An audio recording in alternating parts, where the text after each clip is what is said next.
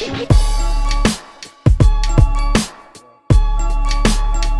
have to care about the agents.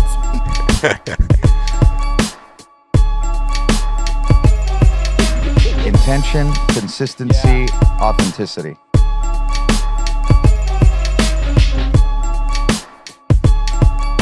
Yeah. All right. Well, I guess we're going to start. I mean, we're kind of like running short on time, but we're in St. Augustine right now. I am interviewing Alan, who is currently on shift, and took a phone call right after we were kind of like starting all this. So he took a phone call because shift is what we have here. I guess it's the equivalent to like floor time, but for the most part, it's where our agents in our respective offices, whether you be in South Florida, Jacksonville, St. Augustine, your phone basically becomes hot, and all inbound leads ring you and maybe the 2-3 other agents that are on shift. But like I said, it's our equivalent to floor time, where a traditional brokerage, maybe you're just like sitting up front and somebody's going to walk in the door because you have a big sign out front that says your brokerage name or whatever. But since we're very heavily invested in digital space, it's phones, whether it be kind of text message, a transfer, or a direct phone call. Our agents, their phones ring off the hook. So here he's back right now. Here's the king. Here's the king. Alan, I was just explaining shift and how shift is. Yeah. Shifts here are awesome.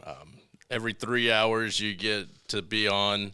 You get a ton of calls. So the 3-hour time blocks is how they operate. They're correct. In 3 yes, hours. Sir. Every segments. 3 hours, and at night I think you get an extra hour from the 6 to 10. But gotcha. Yeah, man, a lot of calls, a lot of texts.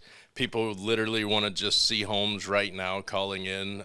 I literally just got off the phone, confirmed, and set an appointment to see a Riverfront home today for $750. So yeah, it was a great day so far. Okay, not bad, and not bad coming off of yesterday's closing, which we'll get into. Yeah. Yesterday's closing was pretty bananas.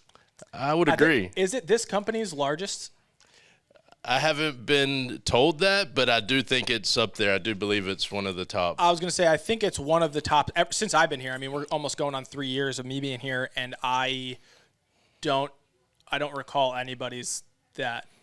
Well, I don't want to brag too much, but yeah, I think it was the biggest. And yeah, I'm not trying to brag. We'll get into it, and we'll disclose the price soon, but let's kind of find out a little bit about Alan. Alan, why don't you kind of like clue listeners, viewers in on obviously who you are, where you're from, and how you got here. Okay. Yeah, like I said, my name's Alan Best. I'm 40 years old. I am from 𝐂𝐿𝐷, Florida. I've been here pretty much in this area my whole life. I think that really helps me be able to know the area and sell homes a little better than maybe a lot of people that have just came down from up north. But, I have been in sales my whole life. I've started at a jewelry store. Shout out to Treasure Jewelers, still open in 𝐂𝐿𝐷. Shout out Treasure Jewelers. If you still need some jewelry needs, definitely go see them. But yeah, I mean, I've got a call. We knew this was going to happen. This is Alan. So all right, so back post-shift phone call again. You were just getting into Treasure Jewelers, kind of like where you had come from. Yeah, it definitely was the start of I was working at sales before that many years, but, I really feel like I've fine-crafted it with Treasures. So sales wasn't foreign to you. You have always been in sales? For sure, and I always knew that I felt like there was something bigger for me. Like selling rings, I was good at it. Watches, I have a huge passion for watches, but, yeah, I just knew that there was more to it. I needed more. Right. So the sale can always grow. Exactly. And I did start, after that, our Treasures here in St. Augustine shut down. COVID hit. I had some just mediocre jobs, barely paying the bills. I got kids that are grown kind of now, 17 and 19. But, I was just making barely ends meet. And when COVID hit and I lost my last kind of not so good job, right, I realized this was the best time. I mean, we were getting kind of, a little bit of money from the government to help out, and I just took that time. Luckily, my wife, shout out to her for really stepping up, making sure the bills were paid, and gave me time to really focus in and get going on my real estate license. But yeah, man, I've been here 2 years. I started here. Were you a scholarship person, or you did it on your own? I did start in the scholarship. Yes, sir. Okay. They did pay off, I think, 1 or 2 of those first bills. There's so many at the beginning. I don't even remember which ones were paid or whatnot. Yeah, we don't. Unfortunately, we don't do the scholarship anymore, but the scholarship program was super cool when a ton of people were laid off from COVID. DJ and Lindsey were paying for people to go to real estate school if that was something that they were passionate about, and with no obligation to join here. Yeah, that was. We just knew that it was going to be their best way to get into real estate was to, come here, train here, learn basically how to transact in real estate. And with that, paying for people to go to school. I did notice that too. Like before I even became an agent, obviously I've seen tons of just advertising through DJ and Lindsey, really noticing a major difference from any other brokerage. I mean, I knew even before I was in real estate that, man, this is a company that I really seen myself like just gravitating towards because there's just so much opportunity. And I mean, I've been hungry my whole life. There is a fire in me that really wants to, help people get homes. And I do believe that it was just something drew me to this company from the beginning. And I don't believe I'm ever going to leave this company. I mean, yeah, I don't think there's be a reason for you to, given the opportunities that you have had here. Exactly. This has been great. Talking about earlier, locking up a Riverfront showing, but we're coming off a huge closing that we originally kind of talked about. So you told me briefly the story. I think DJ even had mentioned it today about the longevity of this closing. But before we disclose the price, let's kind of like hear about the customer, how long you did kind of work with them, certain things I heard, concert tickets, etc. So let's hear all of that. Yeah, it was. I worked with them. It started about 3 or 4 months ago. I got a call, set the appointment. I mean, it was one of the biggest showings I've ever even confirmed. I mean, the homes we started looking at started out at like 16, 17 million. So, it took a long time. From that moment on, I mean, I met this guy. We went from Ponte Vedra Beach, worked our way all the way down to pretty much Hammock Dunes, Palm Coast, showed him everything in between. I really got to know him then.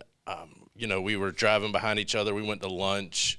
I just started digging in, man, really trying to make sure that I knew who these people were. But, man, they come from Chicago, some of the nicest people I've ever met, probably the easiest transaction throughout my career so far. But the moment I just, like you said, the little bit I did do with them went so far because I was listening to all their objections on all the homes. I just met these people. I was scared to death. I mean, only being in this for 2 years, not knowing what I'm really doing, all I could do was just know that I'm going to do everything I can to be by these people's side to the end, like building that rapport, not even really talking about anything with real estate, just really digging into their lives and like showing the homes I had set up, seeing the homes they wanted to see, which none of those homes fit what they wanted. And then hearing feedback on why they didn't like those, so then you're not going to just show them, oh, here's another one that's just as expensive right next door. It's like, that's how you dig yourself deep to be like, is Alan really even listening to what we're telling him? Kind of thing. Exactly. If you're showing them homes that they've already told you that, when you're dealing with somebody on that level, they can go anywhere. They can buy pretty much anything. So it was like, I mean, I've shown them 3 different times. We started 3 months ago, and then I showed them only 2 other times. So they came into town to see one home, flew in one day to see one home. That one didn't fit. The third time was when I met them, and we seen the 3 or 4 homes that day, and we found the home that they actually made the offer on. And, during that time, the first day they came, I mean, we talked, and they were telling me about how they loved Revolutions, a band that was in town. And so happens I already had tickets. I was planning on going to that concert. So I was like, man, I've drugged these people around 60 miles. I already felt kind of bad about it because I was like, I'm new. I just wanted to make sure they seen all the homes. Right. So at least I felt like I was climbing uphill with these people from the beginning because I started on a kind of rough note. I felt like none of the homes were fitting. So when I heard that, I was like, man, that might be a good fit. And at the end of the day, I was like, hey, I know we've had a long day. Thank you for this. And I did send them some nice concert tickets. that really, I think, planted the seed to show him, I really meant. I'm here for the long run. Right, I'm here for the long Here to make haul. it And he happen. did tell me that too. Like, he could just tell I was taking notes. I was writing down like the things he didn't like, the things they Right. do like, and just putting it into, my notebook, making sure that the next ones are going to at least be better than these. And it did work that way. The first showings were kind of, pretty rough. The second one was a little better. And then that third day, a lot of the homes were at least exciting them, and they were kind of confused on which home to purchase. Right. So, but the day of the concert was the day that you guys saw the home that you officially offered on? No, Oh. it took 2 more showings. Wow. Yeah, so we worked for about three months total. So Wow. yeah. And then we finally landed on a home in Ponte Vedra for a whopping price. Go ahead. That was a $4.5 million home. That was by far. I mean, I have. $4.5 million. I'm still shocked. I mean, we closed yesterday. I still can't believe that either. I said that too. I was like, Alan is adamant about not talking about this, not mentioning it or doing anything until it is closes. done. And Jess Arnaud, I had been talking to her for a little bit. She came out at around 3:30 yesterday and was like, hey, just want to let you know that Alan's deal is like done, closed, like everybody's got everything signed, sealed, delivered. And I go, wow, he's gonna be a happy camper. That's to say the least. I mean, I celebrated last night, took my wife to a nice restaurant. I mean, like you said, it's brought me so many different opportunities too. I mean, even before that, I mean, I had a partner for a while. We closed a $2.3 million. So at least for 2 years, man, I feel like I'm really learning how to deal with, hiring buyers, learning what I can and can't say. Right. And I mean, what a blessing to be 2 years in it and sell 2 different homes over, one at 2.3, one at 4.5. Where else would you ever be able to go start your real estate license and have such an outcome? Right. Nowhere. And I mean, it's hard, but that's the model that we built. I have another shift call. This is going to keep happening. Rock and roll. Still back with Alan. Shift is, it's always good, right? Business never stops for anything. I mean, Right. Well, I think it goes back to what you were saying is where else could you get opportunity like this? And I think it's even more ironic that you're on shift at this point because, have you kind of seen what other wild opportunities can you even peg just from being here, whether they be yours or other people in this office, just the opportunities that come inside this building? The opportunities here are literally endless. I mean, I'm dealing with a lot of the top producers. I talk to them. I mean, every day you hear somebody coming in, hey, what do you got on? Do you have anything coming on a $2.5 million home? I mean, I know we're just getting started with this business, and a lot of, this is obviously the bigger, but I do believe this is just the beginning. There's a lot of homes coming on. I'm seeing them.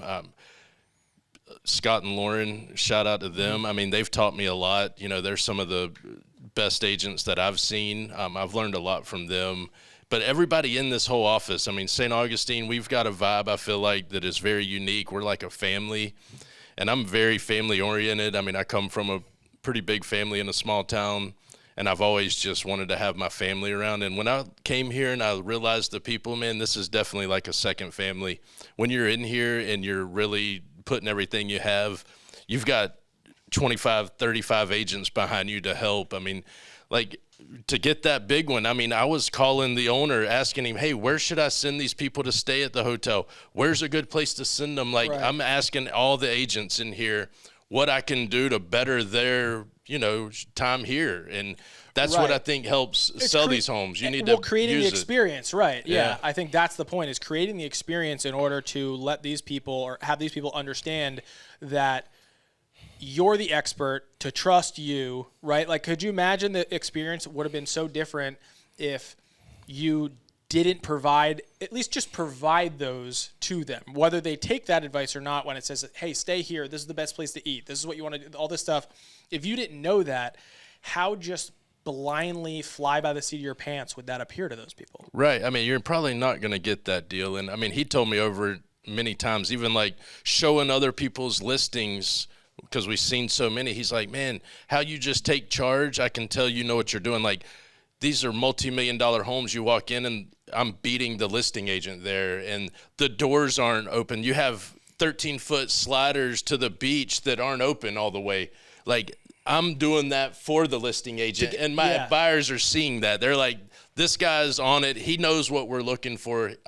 I'm trying to sell them a dream. Right. You know, and that's how I see it. Like, I mean, I want them to know that I'm here for them, and I've got a passion. Like, this is how it should be. Flip the lights on, open the doors, get the ocean breeze on. You're selling the listing harder than the listing agent. 100% on every time. And I was going to say, I feel like that is, not to take anything away from that, I feel like that's a very big trained thing that we focus on big time, right? Yeah. Is setting that expectation for the buyer, for the customer, because we do the same thing on our listings, right? We don't just like coast and just be like, yeah, figure it out, right? Like, we're pretty like making sure our listings are top of the best appearance they could possibly have. Yeah. I think is the best way to put it, right? So like, as you know, Josh does have a $2.5 million one. We have another one in Anastasia Dunes here. That's $2.5 million. Beautiful homes. Right. So like, we're selling beautiful homes on the list side, but then we also have people like you on the buy side that are also just dealing and dedicating your time to these people, because you know how valuable it is to them, but it's also valuable to you in the business you're trying to grow.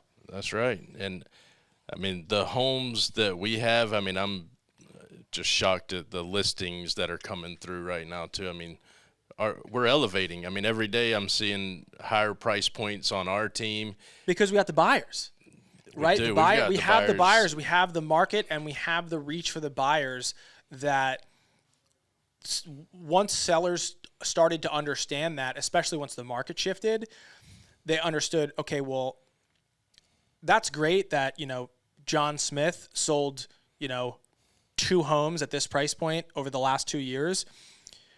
Alan has purchased 7 homes at a similar price point. What makes you think? I got one more call. Sorry. Back with Alan Best on shift.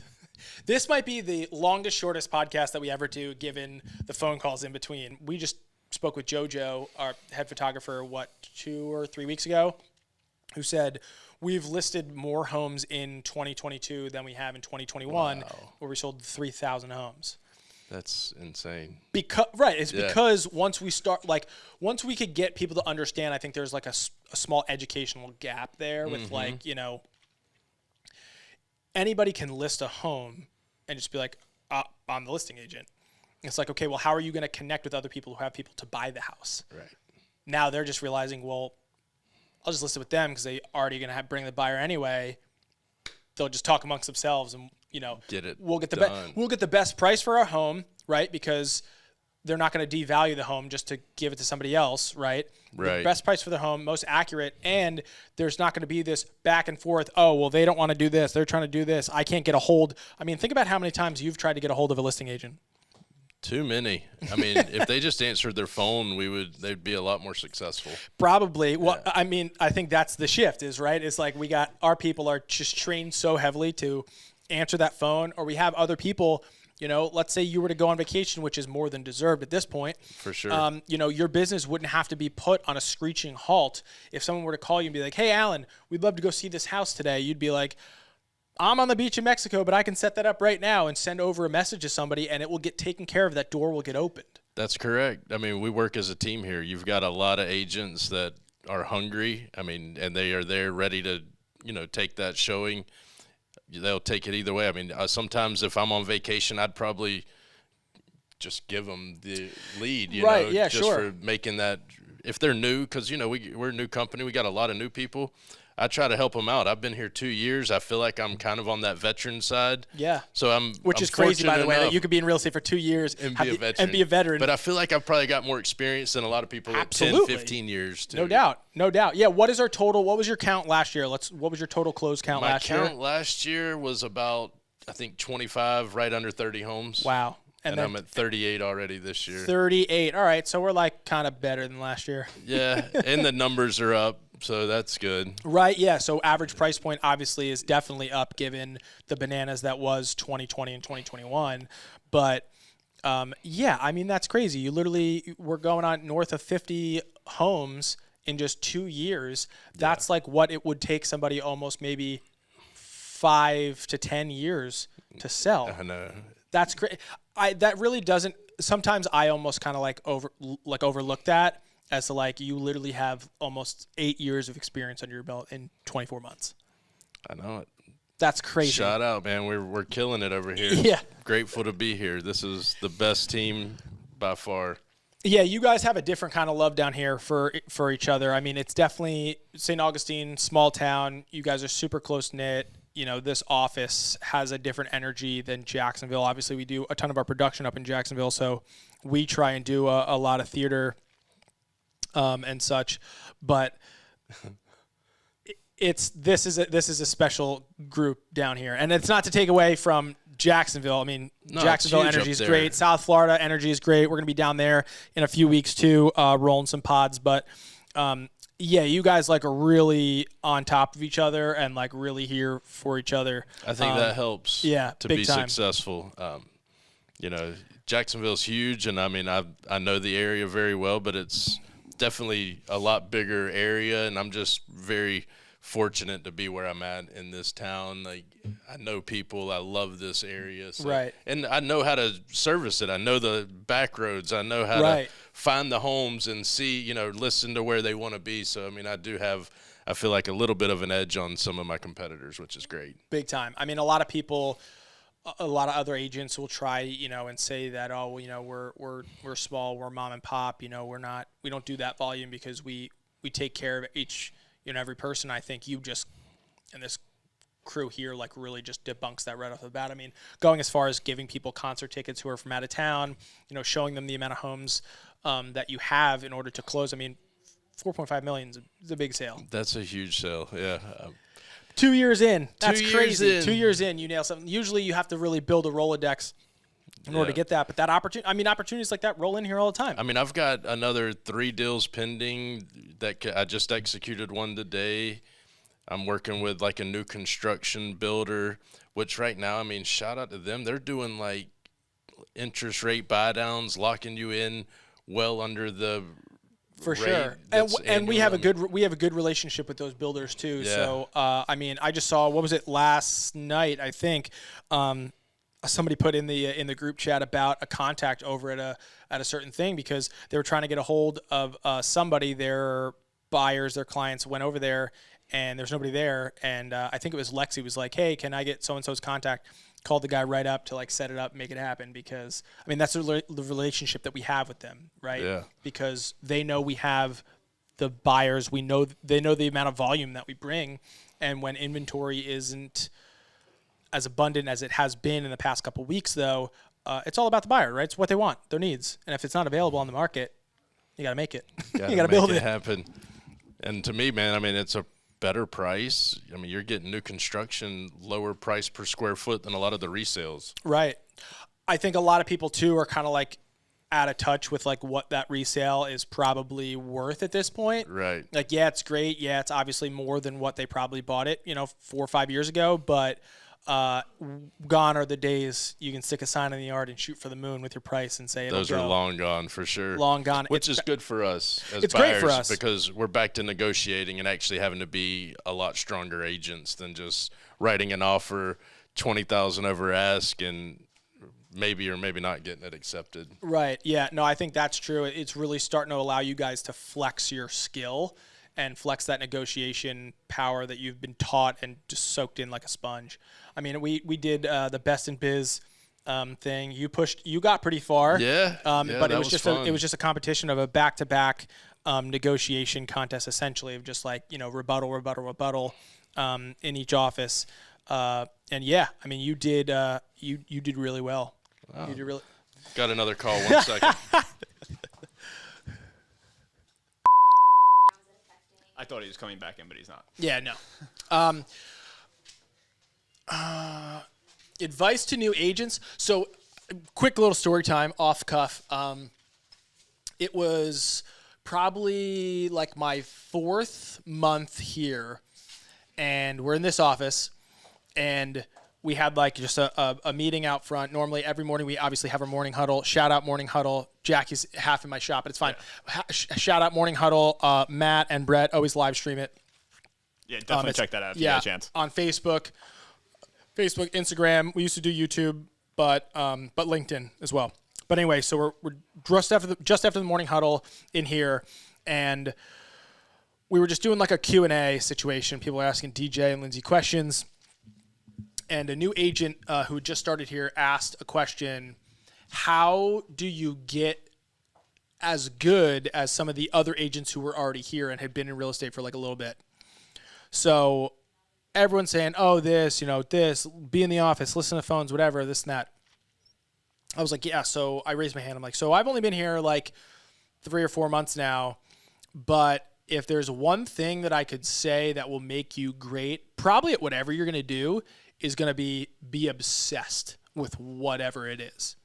And obsessed in a good way, because I think there's such a fine line with being obsessed and passionate. A lot of people can be passionate, but really the next step is obsessed. And in order to be obsessed, you really have to see the good that you're doing and the good that you're providing in whatever it is that you're doing. And once you've latched onto that, I think that's kind of where you find like, okay, this is my passion. This is where I need to be.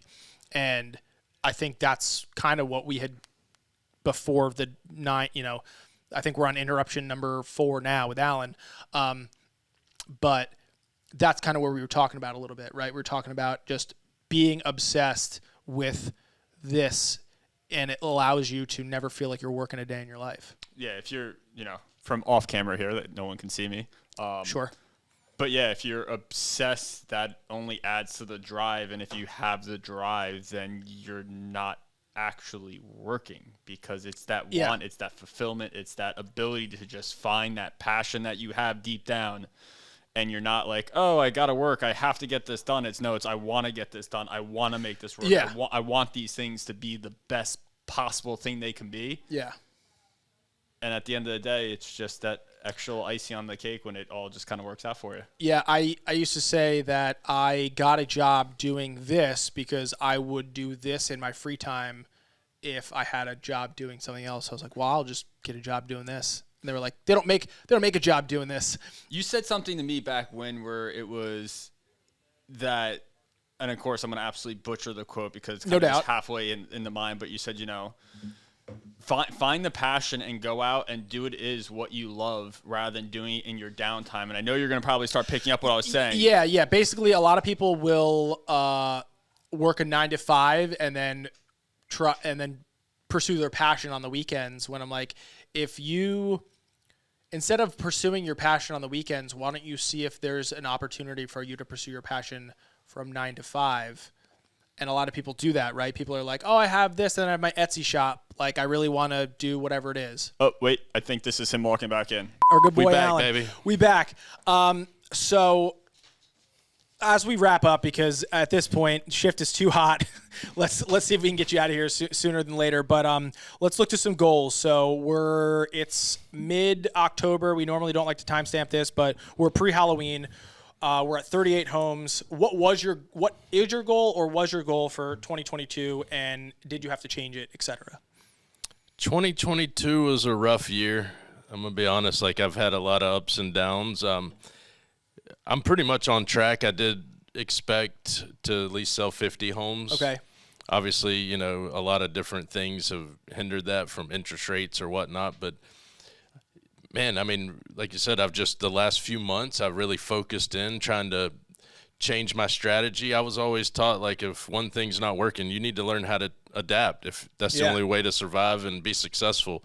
I can't even remember a rap song. It was like, if the grapes don't sell, I'm going to dry them out and sell them as raisins. Right, You've got to make a way. Yeah. Same with the houses. If they're not selling, figure out another buyer, figure out another way to sell it. Right. But you've got to always be adapting to be more successful. And I mean, obviously with that big one going, I mean, I know that was a huge win for me.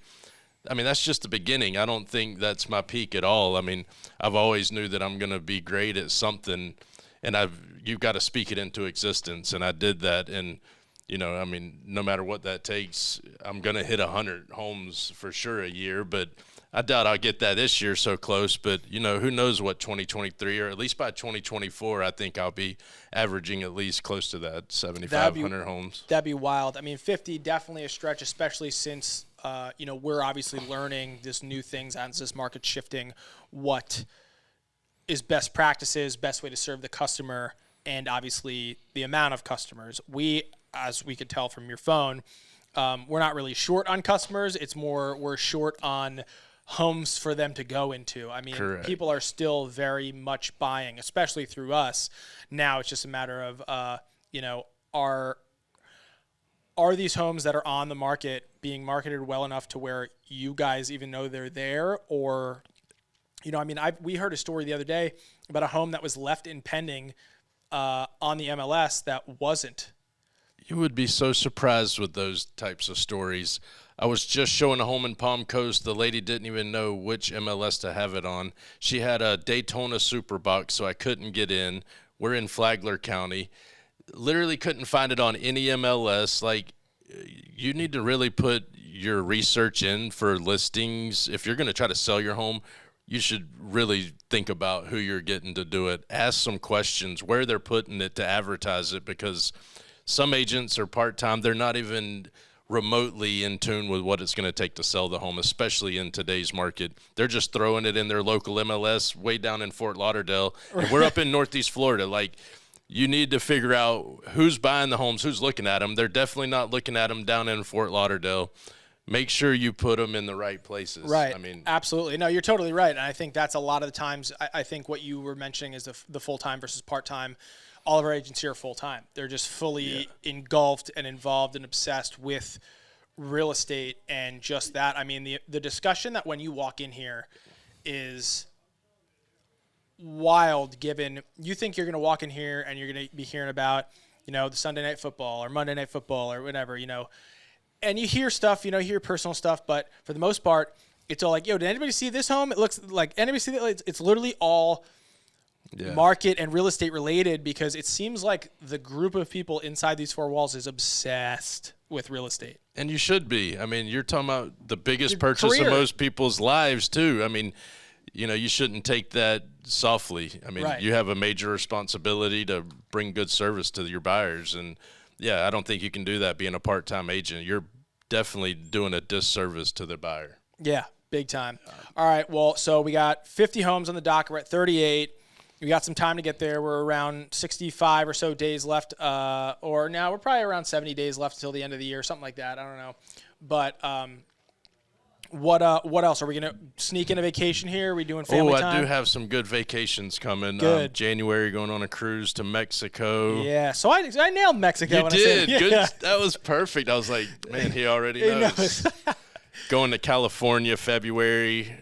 Got all kind of good trips going. So. Yes, love it. Yeah, so I'm not excited. sacrificing personal time or family time or personal, pleasure over business, just because business is as good as it is. Business is good, but you got to make sure and enjoy your life too for it. I mean, I don't want to just no doubt. have all that money to give to my kids. Yeah, I want to make sure and spend it. I'm sure they won't mind, but that's awesome. I mean, obviously we love you. You're a huge presence. The energy in this office is incredible.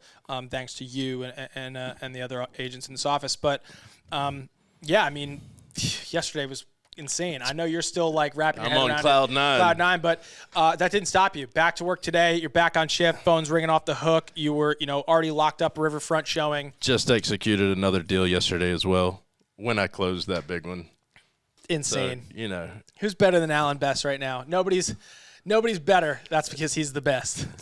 That's my name. It's hard to live up to, but I'm going to try my best to bring that power and be the best. But I man, love that. it's good.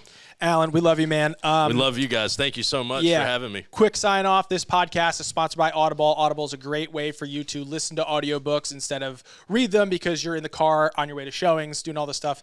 Our URL, I think we've figured it out. Matt will throw in the description, but I think it's audibletrial.com/DJ and Lindsey. For your free whatever it is. I don't even know what it is. But, Alan, we appreciate you, man. Huge congratulations. Thank you so much. That's for you, buddy. I'm going to go spin this wisely. Awesome. Peace Thanks, out. man. We'll see you. Nice.